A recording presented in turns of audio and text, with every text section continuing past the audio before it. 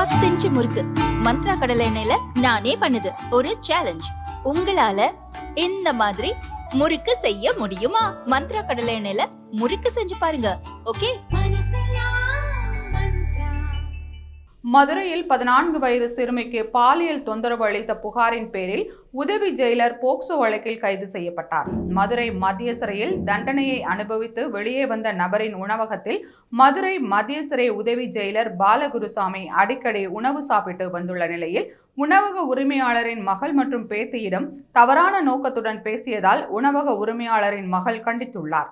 இந்நிலையில் தன்னை தொடர்பு கொள்ளுமாறு கூறி உணவக உரிமையாளரின் பேத்தியான 14 வயது சிறுமியிடம் பாலகுருசாமி தனது செல்போன் எண்ணை கொடுத்துள்ளார். மேலும் செல்போனில் பாலகுருசாமியிடம் பேசும்போது அவரை கரிமேடு பகுதிக்கு வருமாறு அழைத்ததை தனது தாத்தா உள்ளிட்டோரிடம் சிறுமி தெரிவித்துள்ளார். அதன்படி பாலகுருசாமி கூறிய இடத்திற்கு சிறுமியை அனுப்பிய உறவினர்கள் அங்கு மறைந்திருந்து கண்காணித்தனர். பாலகுருசாமி சிறுமியிடம் பேசிக் கொண்டிருக்கும் போது வந்த உறவினர்கள் அவரை காலணிகளால் தாக்கியுள்ளனர். இந்த வீடியோ சமூக வலைதளங்களில் வேகமாக பரவி வருகிறது.